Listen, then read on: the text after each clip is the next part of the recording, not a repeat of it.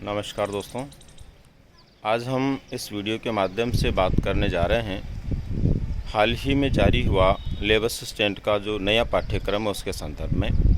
दोस्तों, lab assistant के नए पाठ्यक्रम में जो फर्स्ट पेपर में विशेष रूप से शिक्षा मनोविज्ञान जोड़ा गया है उसको लेकर के इसमें हम चर्चा करना चाहेंगे।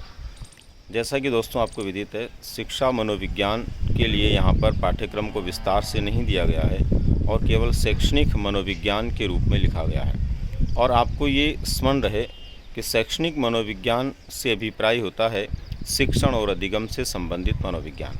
इसका मतलब ये हुआ कि इसके पाठ्यक्रम में ग्रेड सेकंड के फर्स्ट पेपर में जो शिक्षा मनोविज्ञान की विषय वस्तु पूछी जाती है, लगभग उसी प्रकार के सभी टॉपिक इसमें समाहित होंगे। यूँ मान के चलिए कि इसके अंदर हमें बालक के विकास से लेकर के अधिगम, अभिप्रेरणा, अधिगम के संप्रत्यय, बुद्धि, व्यक्तित्व, व्यक्तिगत विभिन्नता, समायोजन, मानसिक स्वास्थ्य आदि सभी बिंदुओं को पढ़ना होगा।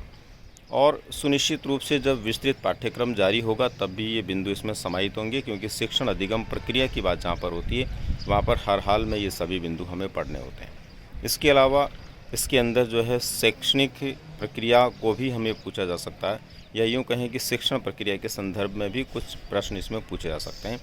अगर इसमें विस्तृत पाठ्यक्रम जारी होता है तो भी लगभग यही बिंदु रहेंगे, और इसी प्रकार के पाठ्यक्रम के माध्यम से परीक्षा का आयोजन होता तो भी सभी विद्यार्थियों को इस बात के लिए जो है सावचेत रहना चाहिए और बिल्कुल इसके लिए उनको अपडेट रहना चाहिए कि हर हाल में सेकंड ग्रेड के फर्स्ट पेपर में जो शिक्षा मनोविज्ञान का पाठ्यक्रम है लगभग 19-20 हो सकता है, बाकी वही पाठ्यक्रम आपसे पूछा जाएगा। प्रश्नों की बात करें तो 100 प्रश्नों के लिए 4 भागों में डिवाइडेशन किया गया है।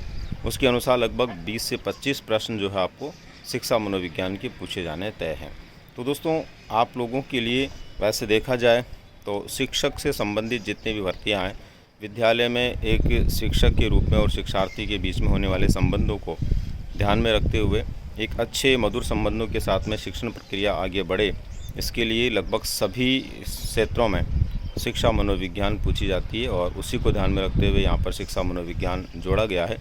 शिक्षा मनोविज्ञान अपने आप में बहुत ही सामान्य और यूँ कहें कि बहुत आसान विषय है, इसलिए बालकों को इससे घबराने की आवश्यकता नहीं है, बल्कि पूरे मन के साथ में अपने व्यवहार में शिक्षा मनोविज्ञान को ढालते हुए अपने व्यवहार को मनोवैज्ञानिक तरीके से मनोवैज्ञानिक दृष्टिकोण देते हुए न सिर्फ पढ़ना चाहिए अपितु अपनी सफलता के बाद में विद्यालयों में भी इसका उपयोग करना चाहिए।